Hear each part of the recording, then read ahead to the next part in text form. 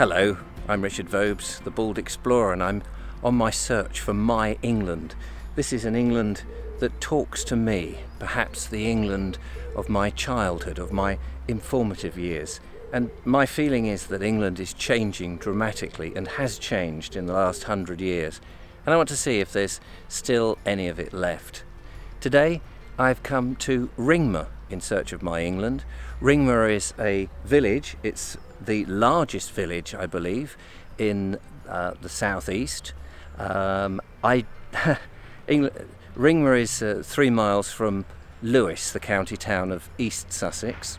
And I've driven through Ringmer many times, but never really stopped, never really had a look at it. And in plenty of the old books on travel from perhaps the 1930s, it talks about Ringmer going through as this tiny little place. And then more recent books will say that Ringmer has grown up incredibly large, which indeed it has. So we're going to have a look at a little bit of that in today's video. I'm starting at St. Mary's Church, which I have to say is a most delightful and beautiful church. I'd never been here before, never seen it, never looked at it. And it is rather gorgeous. Unfortunately, I can't go in, even though there's a sign that says it's open, because there is a service going on. A lot of people have gone inside. It's 13th century, but it's been messed about with, of course, and extended.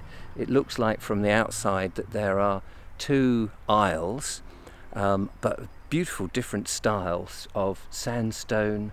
We've got flint, different types of windows, different types of tiles. We've got some Horsham stone, and then there's hung tile.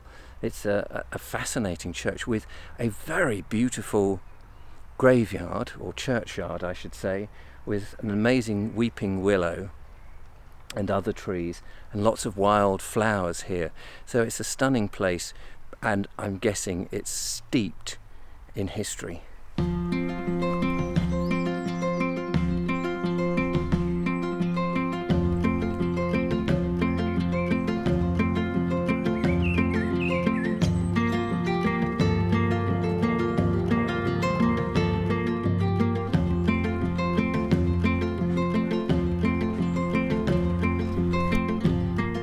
As I walked up to the church, I noticed that the church is on a slight promontory, a smallish hill, and a lot of churches, of course, were built on the highest point in a village, I guess so that they were seen.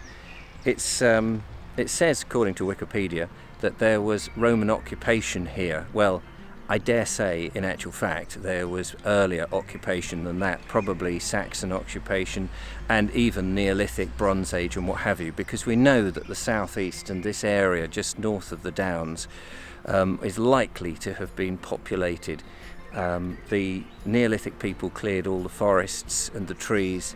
There is a much greater number of people than we used to think that were farming, so there would have been a community of some description, and no doubt here, when the Saxons came in, there was probably some form of timber church here, even though this one dates from the 13th century, which tells us it's sort of latter part of Norman, I guess. But yeah, so ancient landscape like so much of Sussex. At the rear of the church, there's a little gate that takes you to, I think it's called Delve House. Now, in the latter part of the 18th century, a Rebecca Snook lived there, who was the aunt of Gilbert White. She had a tortoise, the tortoise who was called Timothy, that Gilbert White from Selborne took home with him to study. And so the tortoise became the symbol of Ringmer, and it's on the signage. It's fascinating that a tortoise here that he picked up, took back to Selborne in Hampshire, and of course then went on to write his great book, came from here, went on this long journey, and the tortoise, Timothy, outlived him by many years.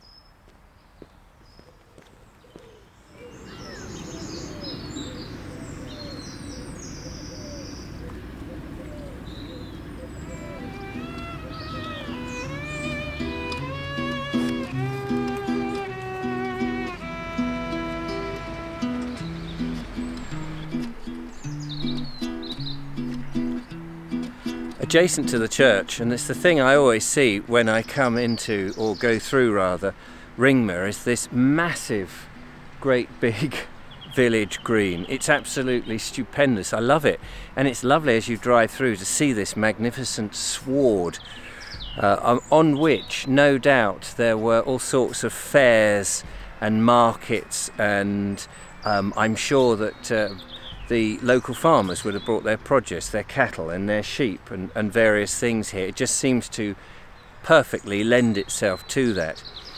Before I leave the church, I'm also reminded that one of the rectors is mentioned there as a William Levitt, and it seems that he was there in 1533.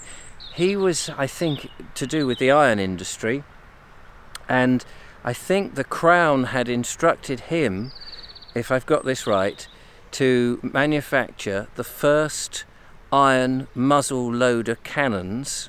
I don't really know what that is. In 1543.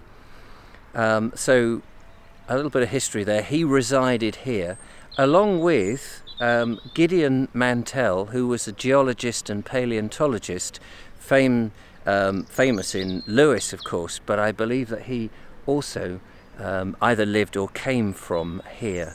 So there are some famous people. There are plenty others, and I noticed a number on Wikipedia.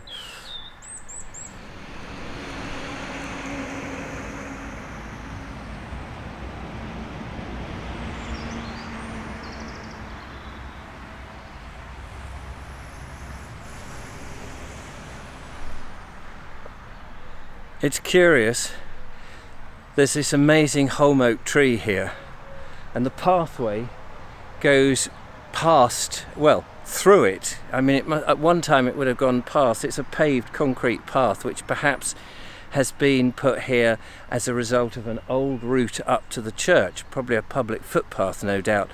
But there is this terrific holm oak which dominates this end of the green. I absolutely love it. It's brilliant.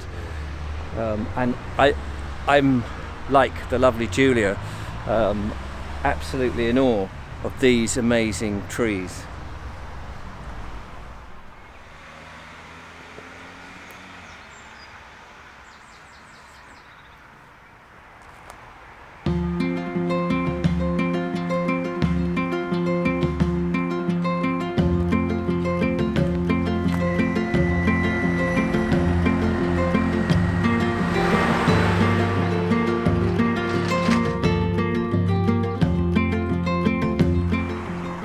Across the green now, and a familiar sight that I often see as I drive past, next to what is the village hall, is the Anchor Inn, and you often see it. I've been in there once and had a drink. It's very nice actually, but behind it you just get to see where the infill of the last 100 years has really developed the village into something more like a town. Down to the south, to the foot of the downs, is a massive amount of new builds, which I guess have crept up there from, I don't know when, possibly the 1980s. The other side of that you get down towards Glyndebourne, and of course on the top of the hill is where there used to be the Ringmer Windmill. There's now a windmill, but it's the Glyndebourne electric generating windmill over there.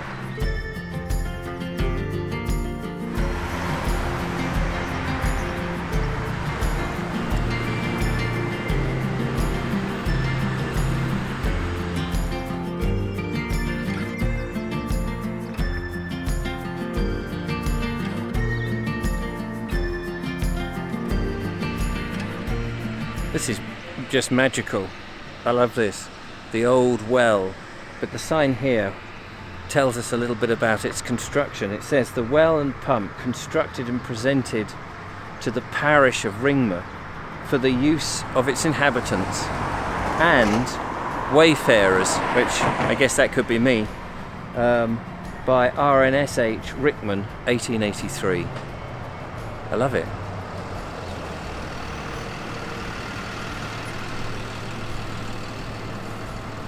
I guess most villages would have had a well or a spring access to water, so it's just so nice to see one here preserved. So that speaks to me about my England.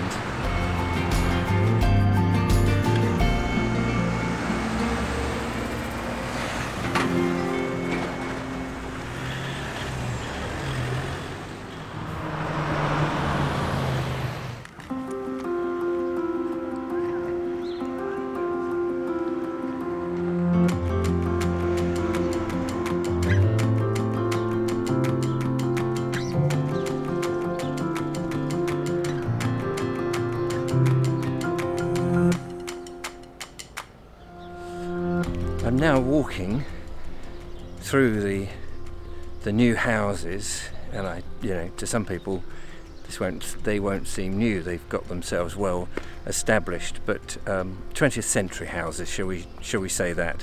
And I'm heading down towards the foot of the downs because I want to take a walk across the country up to where the windmill stood to end my video. But it's fascinating to go through this whole growth of new houses, which I have to confess, has been done very well. It's to the south of the village, away from the main busy road, and if you live here, it looks like it's very, very quiet. There's even a road I'm coming up to called Mill Road. This is Springett Avenue.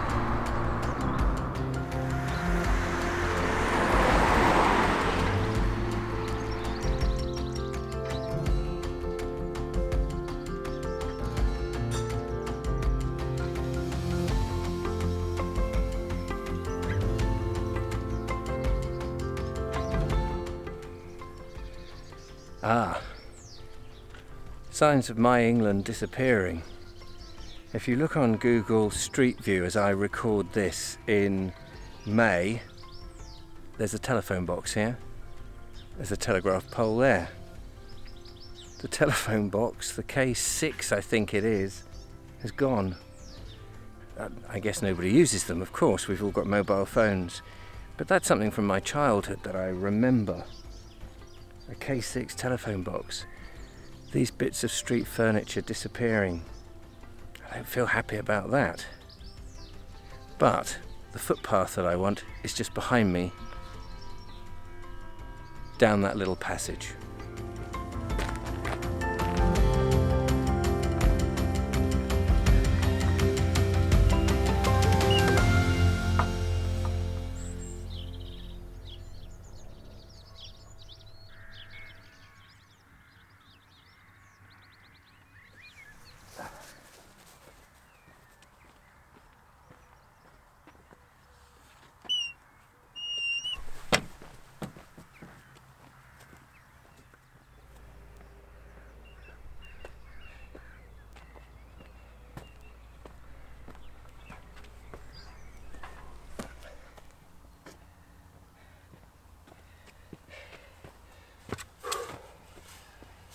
Tell you what, that's steeper than it looks. And we've made it to the hill, out of breath, but we're all right. And so, now I'm going to point you to another video I've made about the Ringmer Windmill. It'll be in the description, so do check that out. But here it is. This is the what's left of the Ringmer Windmill, which is that part of the original trunk that it used to stand on. It was a post mill, so that's the original post. And I have around me, if I just swivel the camera, it's just started to rain, so unfortunately I'm going to try and protect my camera. It's an expensive one, I don't want it to get it wet, but I'm on the top of the South Downs. It's absolutely fantastic. Looking back, you get a sense of just how big Ringmer is. When you drive through it, you don't really get that sense, but obviously, as I say, in the 20th century, as is so typical with so many villages, the original heart of the village has moved. It seems that the houses are now on the south, as indeed the shops are, and everything has changed so fast. I'm going to be looking at more of the changes in the last 100 years, where and when I can, as I search for my England. But there we go, that's it. I hope you've enjoyed it today. Don't forget to follow, like and subscribe as ever, and I will see you another time. But before I go, I must, of course, having got thus far, just touch this wonderful piece of history, the Ringmer Windmill, or what's left of it. Thanks for watching. Bye bye for now. Bye bye.